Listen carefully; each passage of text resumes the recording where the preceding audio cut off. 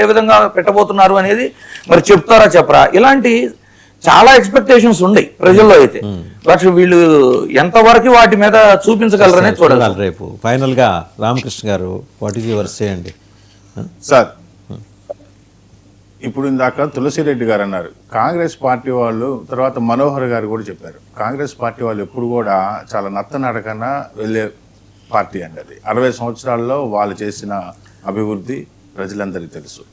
తర్వాత నరేంద్ర మోడీ గారు, నేను అందుకంది నరేంద్ర మోడీ గారి శకం మొదలైందండి. మోడీ గారి శకం అని ఎందుకన్నానంటే 2014 నుంచి కూడా శరవేగంగా అభివృద్ధి చెందుకుంటూ అన్ని రాష్ట్రాల అభివృద్ధి. ఎందుకంటే కేంద్రం అనేది ఒక తండ్రి లాంటిది.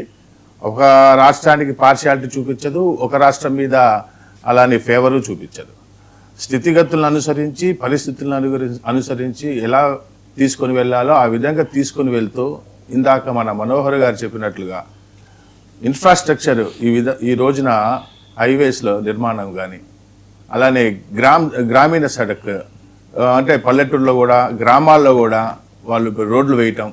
మరి కాంగ్రెస్ ప్రభుత్వంలో ఎట్లా వేశారనేది 60 సంవత్సరాల్లో, ఆ తర్వాత 11-12 సంవత్సరాల్లోనే మరి ఎంత శరవేగంగా ప్రతి ఒక్క గ్రామాన్ని ఇవన్నీ బడ్జెట్లో ఎలాగ వస్తాయి. కానీ నాదో కీలకమైన ప్రశ్న ఒకటి ఉంది. మీరు ఆంధ్రప్రదేశే కదా? అవునండి.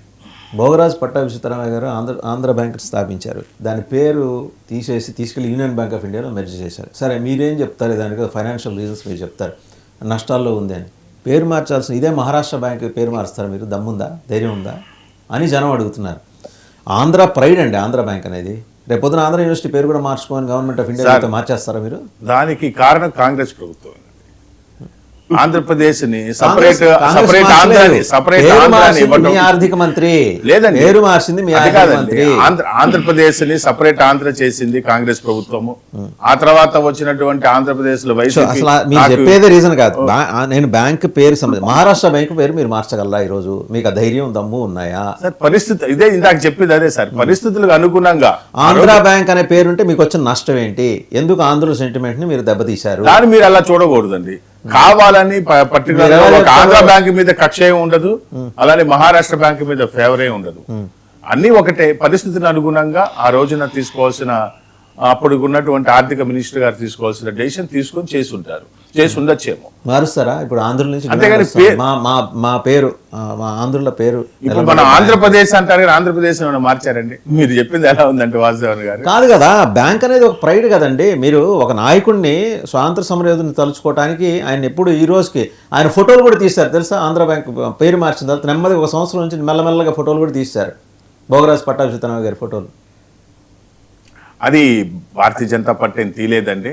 అది భారతీయ జనతా పార్టీకి భోగరాజు శ్రీరామయ్య గారికి ఎటువంటి సంబంధం లేదు. లేదండి. అలా అనుకుంటే మరి మీరు పద్మశ్రీలు కనుక చూసుకున్నట్లయితే ఎటువంటి ఎంతో క్యాలిబర్ ఉంది, ఎంతో టాలెంట్ ఉంది, ఎక్కడో మూలన ఉన్నటువంటి వాళ్ళకు కూడా తీసుకొచ్చి మరి పద్మశ్రీ ఇస్తున్నారు. కాంగ్రెస్ హయాంలో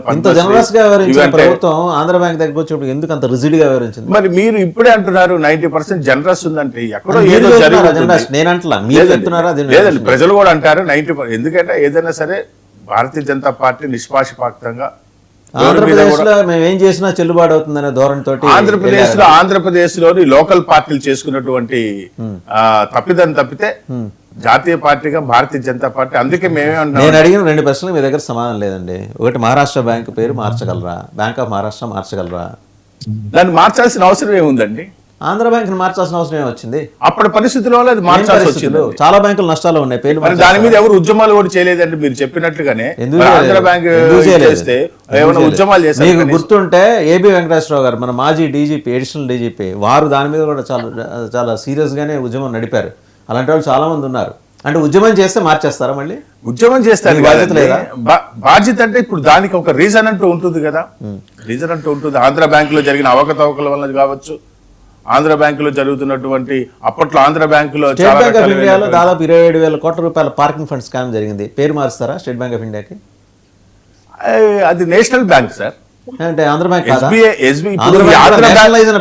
సార్ ఆంధ్ర బ్యాంక్ అయినా ఇంకో బ్యాంక్ అయినా వీటికి పరిరక్షణ SBI, RBI.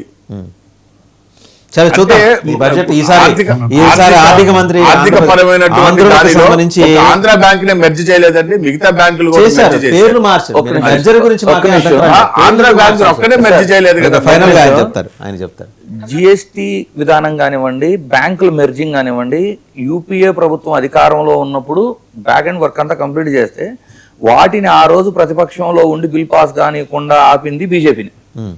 తర్వాత బీజేపీ అధికారంలోకి వచ్చిన తర్వాత అయ్యే జిఎస్టీని అదే బ్యాంకుల మెర్జింగ్ ని తీసుకొచ్చి మేమే చేసాము అనే క్రెడిట్ తీసుకుంది కూడా బీజేపీని. Right. యాక్చువల్ గా రెండు వ్యవహారాలు కూడా యూపీఏ ప్రభుత్వంలోనే ఇనిషియేట్ అయిన యూపీఏ యొక్క ఇనిషియేషన్ వలన ఆ ప్రాబ్లమ్స్ అన్ని సాల్వ్ అయ్యాయి. రైట్, థ్యాంక్ యూ అండి. మళ్ళీ మనం సర్టన్లీ బడ్జెట్ అయిన తర్వాత కూడా మళ్ళీ మాట్లాడుకుందాం. డాక్టర్ తులసిరెడ్డి గారు, ప్రొఫెసర్ మురళీ మనోహర్ గారు, తాడ్వాయి రామకృష్ణ గారు అండ్ ఇంద్రనీల్ రెడ్డి గారు, అందరికీ ధన్యవాదాలు. సో చూసాం కదా, లాట్ ఆఫ్ ఎక్స్పెక్టేషన్స్ నిర్మలమ్మ గారి బడ్జెట్ విషయంలో. మరి చూడాలి ఈసారి మధ్యతరగతి మీద అలాగే బిలో పావర్టీ లైన్ పీపుల్ మీద ఏమన్నా కనికరం చూపిస్తారా? ప్రత్యేకించి ట్యాక్స్ ఎగ్జంప్షన్స్కి సంబంధించి చాలా ఎక్స్పెక్టేషన్స్ ఉన్నాయి. అండ్ డిఫెన్స్ రంగంలో